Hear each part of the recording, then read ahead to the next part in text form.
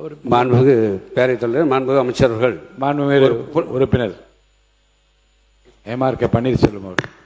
மாண்புமிகு பேரவைத் தலைவர்களே, மாண்புமிகு அமைச்சர் அவர்கள் இப்போல்லாம் கணக்கெல்லாம் அவர் ஆடிட்டரில் அவர் கணக்கெல்லாம் சொல்கிறாரு.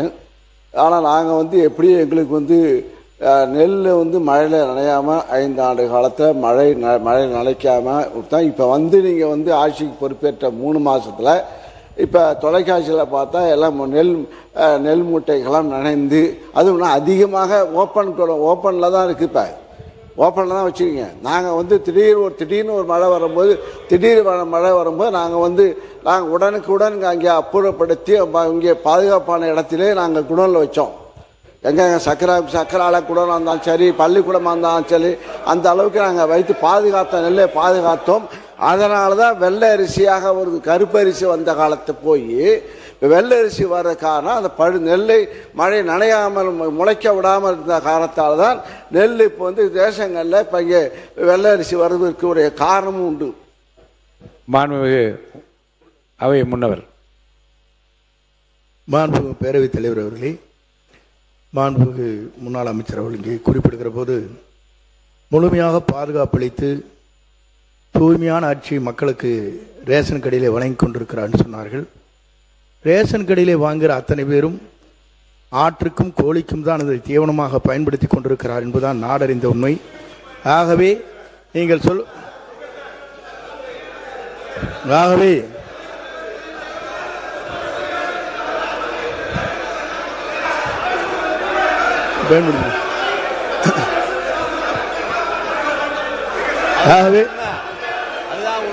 ஆகவேதான்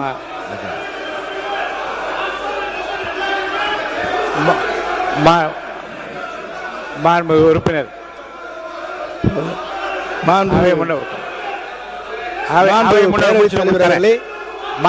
முன்னவர் முடித்தவுடன் உறுப்பினர் கோவி ஸ்ரீன் அவர்கள் பேச. அவை முன்னவர் முடிங்க.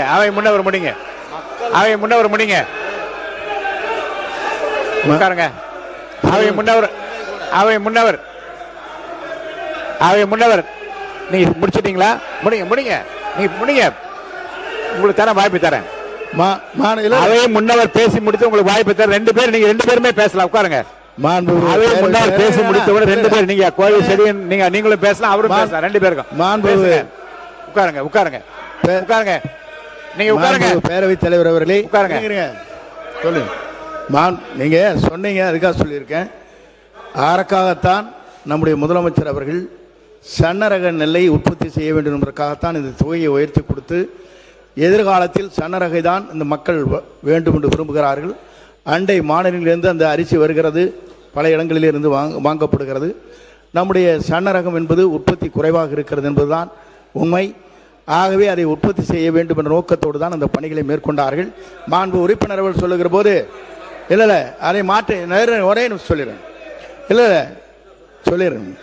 மாண்பு பேரவைத் தலைவர் அவர்களே, நான் சொன்னதில் உங்களுக்கு அதில் இருக்கும். அதை சில பேர் பயன்படுத்துவதில்லை என்பதுதான் உண்மை. ஏனென்று சொன்னால் MRK பன்னீர்செல்வம் அவர்கள், MRK பன்னீர்செல்வம் நீங்க பேசுங்க. MRK பன்னீர்செல்வம் அவர்கள் மட்டும் பேசலாம். உங்களுக்கு துணையாக பின்னாடி யாரும் பேச அனுமதிக்கும். திரும்பி பாருங்க, கொஞ்சம் திரும்பி பாருங்க. நீங்க மட்டும் பேசுங்க. பேரவைத் தலைவர்களே, இங்கே முன்னாள் அமைச்சர் நேரு கூட இந்த ரேஷன் அரிசி தான் சாப்பிட்றேன். ஏன்னா சுகர் கம்மியாகும்ட்டு, அதான் சுகரை கம்மியாகும்னு சொல்லி அது மோட்டா அரிசி சாப்பிட்றாரு. அதனால் எல்லாரும் உறுப்பினர் நேரு அவர்கள் பேச. மாண்புமிகு பேரவைத் தலைவர்களே, அவை முன்னவர் என்ன அர்த்தத்தில் அப்படி சொல்கிறார்? ஆட்டுக்கும் மாட்டுக்கும் என்பதெல்லாம் இல்லை. குறிப்பாக உங்களுக்கு அரிசி எப்படி கொடுப்போம் என்று சொன்னால், நானும் இந்த உணவுத்துறை 30 வருடத்துக்கு முன்பு நான் பார்த்தேன். எனவே சொல்வது, கருப்பாக இருக்கிற அரிசியை கடைசி நேரம் வேற வழியா, அப்போதெல்லாம் அரிசி கிடைப்பது கஷ்டம், சென்ட்ரல் போர்லேருந்து கிடைக்கிறது கஷ்டம்.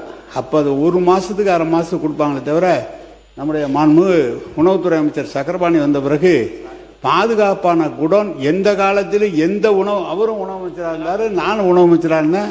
ஆனால் அவர் தான் நிறையா கட்டினார். அவருடைய காலத்தில் நம்முடைய தளபதி அவர்கள் அதற்காக நிதி ஒதுக்கி நெல்லை நனையாமல் கொண்டு சென்றது சக்கரபாணி. நம்முடைய நான் சொல்லிடுறேன், நான் ஒரு நிமிஷம் சொல்லிடுறேன், நீ சொல்லு. நம்முடைய அவை முன்னவர் சொல்கிறார், ஆட்டுக்கு மாட்டுக்கெலாம் இல்லை, இன்றைக்கி ரேஷன் அரிசி எல்லா மக்களும் சாப்பிட்றாங்க. நீங்கள் உனக்கு வச்சிங்க இன்னைக்கு ரேஷன் அரிசி.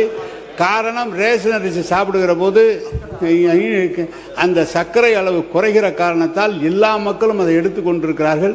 நீ எப்படி காலையில் எழுந்திரிச்சோன்னா நெல்லிக்காய் ஜூஸ் குடிப்பான்னு பேட்டி கொடுக்குறியா, அது மாதிரி இன்றைக்கு ரேஷன் அரிசியை எல்லா மக்களும் பயன்படுத்தி கொண்டிருக்கிறார் என்பது உண்மை. உறுப்பினர் அவை முன்னவர் மாண்புமிகு பேரவைத் தலைவர் அவர்களே, சக்கரை நோயை தடுப்பதற்காக இந்த ரேஷன் அரிசி பயன்படுத்து என்று சொன்னால் நீ கஞ்சி வைத்து கொடுப்பதிலே நாங்கள் வாழ்த்துக்கிறோம். உறுப்பினர் ஆர் காமராஜ் அவர்கள் அங்கே பேசுகிறேன். பொதுப்பணித்துறை அமைச்சர், பொதுப்பணித்துறை அமைச்சர் பேசுங்க. காமரா உட்காருங்க. பொதுப்பணித்துறை அமைச்சர். மாண்புமிகு பேரவைத் தலைவர்களே, நம்மளுடைய முன்னாள் விவசாயத்துறை அமைச்சர் விவசாயத்துறை மானியத்துக்கு போய் சொன்னாரு, அண்ணன் நேரு கிட்ட ஆயிரக்கணக்கான விவசாய நிலம் இருக்கு, அவர் அங்கேயே நெல் எல்லாத்தையும் போட்டு உற்பத்தி பண்ணிக்கிறாருன்னு.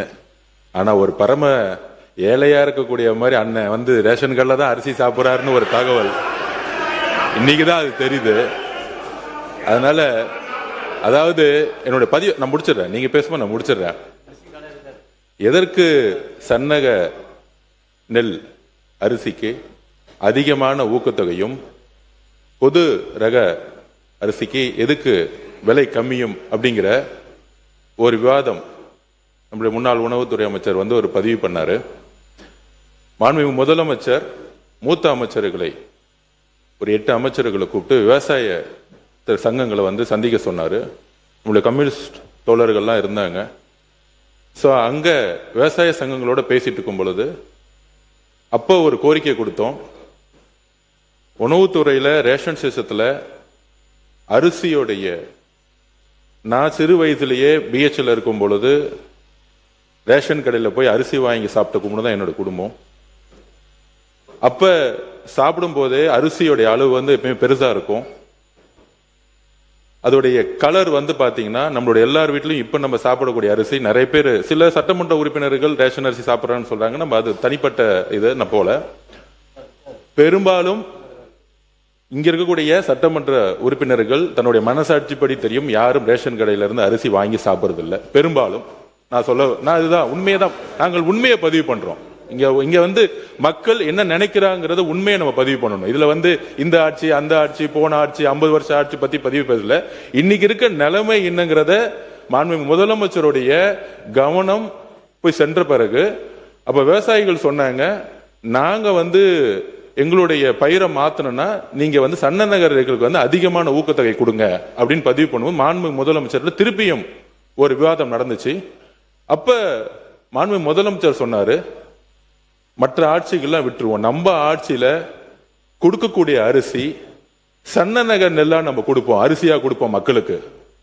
நம்ம ரேஷன்ல கொடுக்கக்கூடிய அரிசியை அனைத்து ரேஷன் கடையில் வச்சிருக்கக்கூடிய எல்லா மக்களும், முக்கியமாக தாய்மார்கள் வாங்கிட்டு போகக்கூடிய அரிசி, அவங்க ஒரு அண்ணனா ஒரு அம்மாவுக்கு ஒரு அரிசி கொடுக்கிற இடத்துல அவர் சொன்னது, நம்ம கொடுக்கிற அரிசி அவங்க வீட்டுல சாப்பிடணும், சாப்பிடக்கூடிய அரிசியா மாத்தணும் சொன்னது எங்களுடைய முதலமைச்சர்.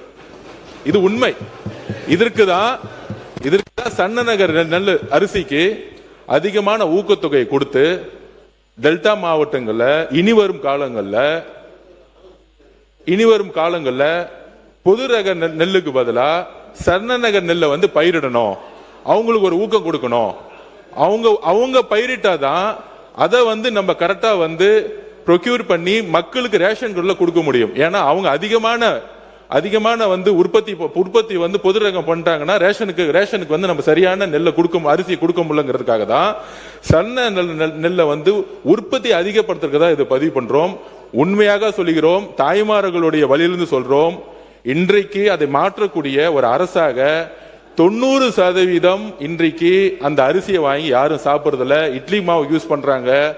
அண்ணன் சொல்ற மாதிரி முன்னாடி நிறைய கடத்தல் நடந்துட்டு இருந்துச்சு, இதெல்லாம் தடுத்து ஆந்திராவுக்கு போயிட்டு இருந்துச்சு, கர்நாடகா போயிட்டு தடுத்து நிப்பாட்டி இன்னைக்கு வரக்கூடிய காலத்தில் சன்ன நகர் நெல்லை வாங்கி அதை கரெக்டா ஸ்டோரேஜ்ங்கிறது கிடையாது. இது இந்த அரசு அந்த அரசு சொல்ல வரல. அதிகமான உற்பத்தி வரும் பொழுது தார்பாயை மூடி அப்படிதான் நம்ம ஸ்டோரேஜ் பண்ணி வச்சிருக்கோம். 30-40% தார்பாய் தான் மூடி வச்சிருக்கோம். அப்ப ஸ்டோரேஜை உருவாக்கக்கூடிய இடத்துல நம்மளுடைய உணவுத்துறை அமைச்சரும் சரி, விவசாயத்துறை அமைச்சரும் சேர்ந்து வந்து தனி திட்டங்களை கொண்டு வந்துட்டு இருக்காரு.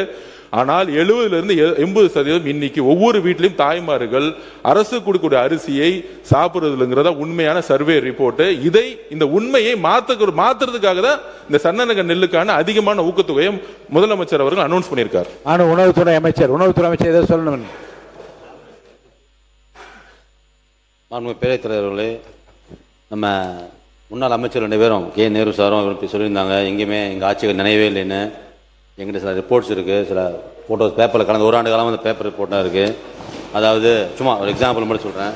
2025 டிசம்பர் முதல் வாரத்திலேயே மதுராந்தகத்தில் 5000 மூட்டைகள் மழையில் நினைந்தன. அது பேப்பர் ரிப்போர்ட்டில், பேப்பர் பத்திரிகைகள் நிறையா வந்திருக்கு.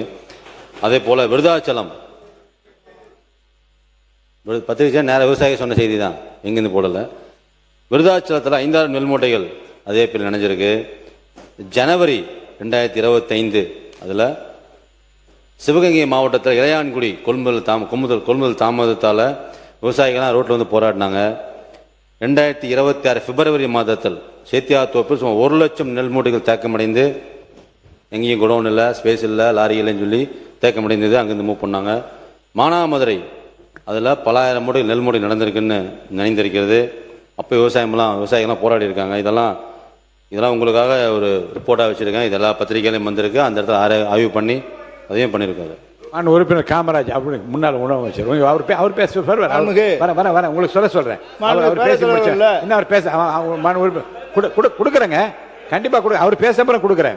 உறுப்பினர் காமராஜ் அவர் முன்னாள் அமைச்சராக இருந்தவர். அதில் மாண்புமிகு பேரவைத் தலைவர் இல்லை, நானும் இந்த துறையில் 9 ஆண்டுகள் உணவுத்துறை அமைச்சராக நான் புரட்சி அம்மா காலத்தில், எடப்பாடி காலத்தில் பணியாற்றி அந்த வாய்ப்பை பெற்றிருக்கிறேன். அந்த அடிப்படையில் அமைச்சர்கள், மூத்த அமைச்சர் செங்கோட்டையன் அவர்கள், அதே போல் பொதுப்பணித்துறை அமைச்சர்கள் எல்லாம் இதை பெரும்பாலும் இந்த அரிசியை, ரேஷன் அரிசியை சாப்பிடுவதில்லை, வாங்குவதில்லை என்று சொன்னார்கள். அனைவருக்குமான பொது விநியோக திட்டம் என்பது இந்தியாவிலே தமிழ்நாட்டில் மட்டும்தான். பாக்கி எல்லாருக்கும் டார்கெட்டட் தான். அதாவது ஒரு பகுதியினருக்கு தான் கொடுக்கிறார்கள். அனைவருக்குமான பொது விநியோக திட்டத்தை வழங்குவது நம்ம தமிழ்நாடு மட்டும்தான். அது மிகப்பெரிய திட்டம், இந்த அரிசி வழங்குகிற திட்டம். அதை நம்ம மூத்தவர்கள் கொச்சைப்படுத்தக்கூடாது. இதில் நான் சொல்லிடுறேங்க. பொதுப்பணித்துறை மாண்புமிகு பேரவைத் தலைவர்களே, நாங்கள் கொச்சைப்படுத்தவில்லை. இந்த அனைத்து திட்டங்களும் எந்த ஆட்சியில் கொண்டு வந்தாலும் அதுல நல்லது இருக்கு, அதை நாங்கள் யாரும் கொச்சைப்படுத்தவில்லை. ஆனால் இன்னைக்கு இருக்கக்கூடிய உண்மையான பிரச்சனைகளை இந்த சபையின் முன்பு பொதுமக்கள், முக்கியமாக தாய்மார்கள் பக்கத்தில் இருக்கக்கூடிய வழிகளை நாங்கள் அதை எக்ஸ்பிளைன் பண்ணிட்டு இருக்கோம். முக்கியமா அதாவது நான் ஒண்ணே பதிவு பண்ணிடுறேன்.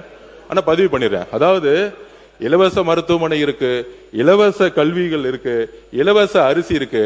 ஆனால் இங்க இருக்கக்கூடிய மந்திரிகளோ, இங்க இருக்கக்கூடிய சட்டமன்ற உறுப்பினர்களோ இலவச மருத்துவமனைக்கு போனது கிடையாது, இலவச கல்வி நிலையங்களுக்கு போனது கிடையாது, இலவச அரிசியை நம்ம சாப்பிட்டது கிடையாது.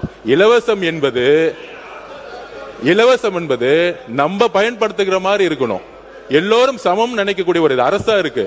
இது வரைக்கும் எந்த அமைச்சர் போய் ஒரு ஃப்ரீயா இருக்கக்கூடிய ஹாஸ்பிட்டல் போய் படுத்திருக்கிறாரு? உடம்பு சரியில்லைன்னா சிங்கப்பூர் போறாங்க, உடம்பு சரியில்லைன்னா பிரைவேட் ஹாஸ்பிட்டல் போறாங்க.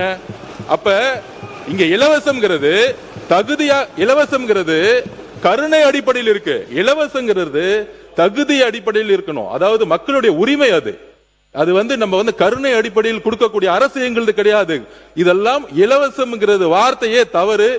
இதை உரிமை, மக்களுடைய உரிமையை எந்த ஊழலும் இல்லாமல் நேர்மையான முறையில் எங்களுக்கு உடம்பு சரியில்லைன்னா நாங்க ராஜீவ்காந்தி ஹாஸ்பிட்டல் போனோம். அப்படி ஒரு மருத்துவமனையை உருவாக்கணும். ஒரு எம்எல்ஏ ரேஷன் அரிசி போய் எடுத்து சாப்பிடறதுக்குள்ள குவாலிட்டி கொடுக்கணும். அந்த குவாலிட்டியான ஒரு தரத்தை உருவாக்கணுங்கிறத நாங்க பதிவு எடுத்துற, யாரையும் கொச்சைப்படுத்துவது நோக்கம் இல்ல. அனைத்து தலைவர்களும் திட்டங்களை கொண்டு வந்திருக்காங்க. ஆனால் திட்டங்கள் சரியான முறையில் ஒரு நம்மெல்லாம் சாப்பிடக்கூடிய அரிசியோ, நம்மெல்லாம் போகக்கூடிய மருத்துவமனையோ, நம்ம குழந்தைகள் படிக்கக்கூடிய ஒரு கல்வி நிலையங்களோ இன்னைக்கு இல்லை. இதை மாற்றக்கூடிய இடத்துல நாங்கள் இருக்கிறோம். அதை மாற்றுவோங்கிறத நாங்க பதிவு பண்றோம். உறுப்பினர் கே நேரு அவர்கள் பேரவைத் தலைவர் அவர்களே, பொதுப்பணித்துறை அமைச்சர் அவர்கள் பொதுப்பணித்துறை அமைச்சர் அவர்கள் சொன்னாங்க, சன்னரக அரிசிக்கு கூடுதலான விலை கொடுத்து விவசாயிகளை சன்னரகத்தை உற்பத்தி செய்து மக்களுக்கு சன்னரகமாக கொண்டு சேர்ப்பதுதான் எங்களுடைய அரசுன்னு சொன்னார். நாம் செய்ய முடியாது. சன்னரகம்லாம் குருவை, தாளடி, நவரைப்பட்டம் என்று 3 பட்டங்கள் விளைகிறது. 3 பட்டங்களில் குருவையில் விளைகிறது மொத்தமான அரிசி தான் விளையும். அதாவது 7-31, 46, AST 16. ஆந்திரா பொன்னி போன்ற ரகங்கள், AST 16 போன்ற ரகங்கள் இது புதிதாக கண்டுபிடிக்கிற தமிழ்நாடு அரசு அது சன்ன ரகம். அந்த தமிழ்நாடு அரசின் சார்பாக அறிவிக்கப்பட்ட அரிசி அளவு அதிகமாக கிடைப்பதில்லை. ஆந்திரா பொன்னி மட்டும்தான் அதிகமாக கிடைக்கும். எனவே சன்ன ரகம் தாளடி பட்டத்தில் மட்டும்தான் உருவாகும். நவரை பட்டத்தில் தாளடி சன்ன ரகம் போட்டால் விளைச்சல் அதிகமாக வராது, விவசாயிக்கு லாபம் வராது. எனவே சன்ன ரகம் என்பது ஒரு பட்டத்தில் தான் வர முடியும். நீங்கள் நினைப்பதை போல வெளியிலிருந்து வேணா வாங்கலாம், நீங்கள் சன்ன ரகத்தை வாங்கி வேணா கொடுக்கலாமே தவிர விளைவிக்க முடியாது. இதுதான் அரசியல். நம்முடைய பொதுப்பணித்துறை அமைச்சர் சொன்னார், ஆயிரக்கணக்கான ஏக்கர் நிலம் வச்சுருக்காங்க. எவ்வளோ நிலம் இருந்தாலும் சாப்பிட்றது தான் சாப்பிட முடியும். சர்க்கரை நோய் வந்தவங்க அந்த ரேஷன் அரிசி சாப்பிட்டா தான் அது குறையுங்கிற டாக்டருடைய அட்வைஸில் தான் அந்த அரிசி சாப்பிட்டுட்டு இருக்கிறோமே தவிர இதுதான் உண்மை. இதை உங்களுக்கு விளக்கமாக சொல்கிறேன். ஏதோ நாங்கள் உற்பத்தி பண்ணி உங்களை மாதிரி இருக்கிறவர்களுக்கு அதை நான் கொடுப்பதற்காக தான் உற்பத்தி செய்து கொண்டு இருக்கிறோம். காமராஜ் முடிங்க.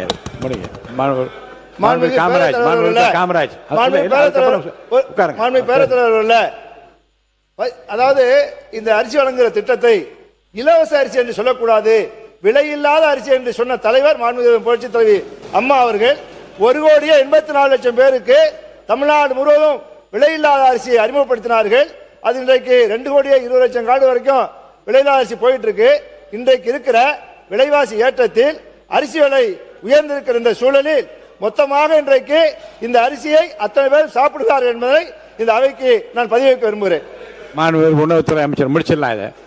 மாண்புமிகு பேரவைத் தலைவர்களே, சரி சொல்லுங்க, முடிங்க. அமைச்சர் முன்னாள் நம்ம நேரு சாருக்காக சொல்ல வரேன். இதுவரைக்கும் செப்டம்பர் 2025 ஆகஸ்ட் 2020 இன்று வரை ப்ரொக்யூர் பண்ண நெல் கிட்டத்தட்ட 64,52,401 மெட்ரிக் டன் நம்ம ப்ரொக்யூர் பண்ணியிருக்கோம் விவசாயிகிட்டேருந்து.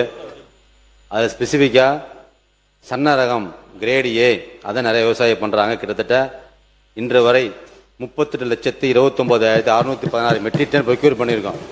அதே காமன் நீங்கள் சொல்கிற மோட்டார் ரகம் காமன் வெரைட்டி 26,22,750 மெட்ரிக் டன் தான் வாங்கியிருக்கோம். இன்னைக்கு விவசாயிகளே அதிகப்படியான நெல் நம்ம ஏன் அது விலை அதிகமாக கொடுத்துருக்கோம் காரணமே கூட எல்லா விவசாயிகளும் ரெக்வஸ்ட் பண்ணதே எல்லாமே இந்த மோட்டார் ரகங்களை அதிகப்படியாக எங்களுக்கு விளைவிக்க முடியல, எங்கள் சன்ன ரகமாக இருந்தால் மக்களுக்கு கொடுக்க முடியுங்கிறதுனால கிட்டத்தட்ட காமன் 26 லட்சம் இருந்தது இந்த வருடங்கள். அதே காமன் வெறும் 38 லட்சம், கிட்டத்தட்ட 12 லட்சம் அதிகமாக இருக்குது. இல்லைங்கிறோம். இதில் காமன் வெரைட்டியை விட மோட்டார் நம்ம கிரேடு ஏ 38 லட்சம் ப்ரொக்யூர் பண்ணிட்டு இருக்கோம். இனி வருங்காலங்களில் காமன் வெரைட்டியை விட்டுட்டு கிரேடு ஏக்கு அதிகப்படியான முக்கியத்துவம் கொடுத்து பிரைஸ் அதிகமாக கொடுத்துருக்காங்க மனோஜ் அவர்கள். மாணவர் ஏவா வேல் அவர்கள்.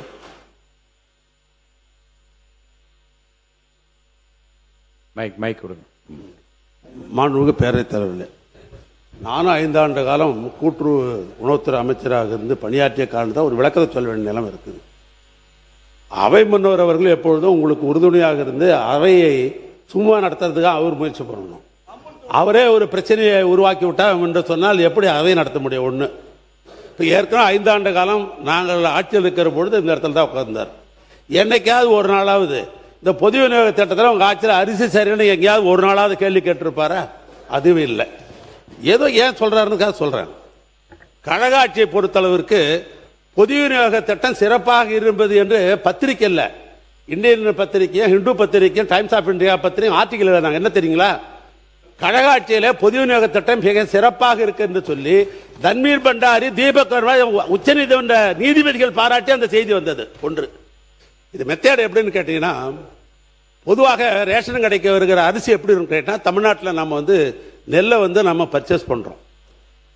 அந்த நெல்லை பர்ச்சேஸ் பண்ணுறதை அரிசியாக்கி அது ஈடு செய்து விட்டு எஞ்சி இருக்கிற அரிசி எங்கிருந்து கொடுக்குறாங்கன்னா மத்திய அரசாங்க தொகுப்பத்திலிருந்து அரிசி தராங்க. அது சத்தீஸ்கர்லேருந்து வரும், பஞ்சாப்லேருந்து வரும், ஆந்திராவிலேருந்து வரும். ஒரு முறை நம்ம அவை மன்னவர் சொன்னதை போல அரிசி பழுப்பு நிறத்தில் வந்தது. அது சத்தீஸ்கர்லேருந்து வர்ற அரிசி.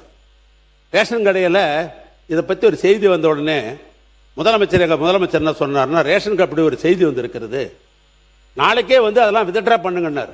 என்ன விஷயம்னாரு, இது சதீஷ்கர் வந்த அரிசி அப்படின்னு உடனே மத்திய தொகுப்பில் இருக்கிற உணவுத்துறையை சந்தித்து, உணவு அமைச்சரவை சந்தித்து, எங்களுக்கு இனிமேல் சதீஷ்கர் அரிசி தேவையில்லை, பஞ்சாப் அரிசியும் ஆந்திரா அரிசியும் தான் வர வேண்டும் என்று ஆணை பெற்று அதுக்கு பின்னால் தொடர்ந்து அரிசி கொடுக்கப்பட்டது. இதுதான் உண்மையான வரலாறு. இதுதான் உண்மையான வரலாறு. அடுத்து எங்களுடைய அண்ணர் மு க ஸ்டாலின் நம்முடைய உணவுத்துறை அமைச்சர் சக்கரவாணிக்கு ஒரு ஆர்டர் போட்டு, நீங்க உள்ளூர்ல அரிசி இது நெல் பர்ச்சேஸ் பண்றீங்க, நாம இது ஈடு செய்தாதான் மீதி அரிசி தருவாங்க. இந்த அரிசி எப்படி இருக்கும்னு கேட்டா, தமிழ்நாட்டில் உற்பத்தி பண்ற அரிசி கொஞ்சம் கலர் கம்மியாக தான் இருக்கும், என்ன மாதிரி கொஞ்சம் கருப்பா இருக்கும், உங்களை மாதிரி சகப்பா இருக்காது. அதனால அதுக்கு என்ன ஆர்டர் போட்டார் தெரியுங்களா? வெளிநாட்டு ஜெர்மனா இருக்கலாம், இல்லை உள்நாட்டில் இருக்கலாம், கலர் சாற்றை ஒன்னொன்னு நீங்க வாங்கி ஒரு ஒரு மில்லுலையும் வச்சு அதை வெளுமையாக்கணும்னு சொன்னாங்க. இவ்வளவு நடந்திருக்குது. ஆனா நீங்க போய் ஒரு சீனியர் சட்டமன்ற உறுப்பினர் அவை முன்னவர் கொச்சைப்படுத்தலாமா? ஏழைகள் வாங்கி சாப்பிடுகிற அரிசியை அது ஆடு மாடு தான் தின்றாங்கன்னு சொன்னீங்கன்னா அதுக்கு என்ன பேரு? அவை முன்னவர் மாண்பு பேரவைத் தலைவர் அவர்களே, நான் குறிப்பிட்டது ஒன்றே ஒன்றுதான். நீங்கள் ரேஷன் அரிசி என்பது ஒரு வரலாற்றில் இடம்பெற்ற ஒன்றுதான், இல்லை என்று நான் மறுக்கவில்லை. ஆனால் ரேஷன் அரிசி எல்லோரும் பெற வேண்டும் என்பதுதான் அரசுடைய நோக்கம். அதிலே அங்கே இருக்கிற சாதாரண அரிசி என்பது மக்கள் பெரும்பாலாக பயன்படுத்தவில்லை என்பதுதான் உண்மை நிலை. எல்லோரும் நீங்களே வேண்டுமானாலும் அப்படிப்பட்ட நிலை தான் இருக்கிறது. அண்ணன் மட்டுமன்றம் சொன்னீர்கள், சர்க்கரை நோய் இருக்கிறது, மருத்துவர் சொன்னார், ஆகவே ரேஷன் அரிசியை நான் சாப்பிட்டு கொண்டிருந்தேன் சொன்னார்கள். அப்படி இருக்கலாம், இல்லை என்று நான் சொல்லவில்லை. ஆகவே மாண்பு உறுப்பினர் அவர்கள், நாங்கள் சன்னரகத்தை கொண்டு வர வேண்டும், அதைத்தான் முழுமையாக தமிழ்நாட்டு மக்கள் பயன்படுத்துவதற்கு ஏதுவாக அமையும். ரேஷன் கடையிலே வாங்குகிற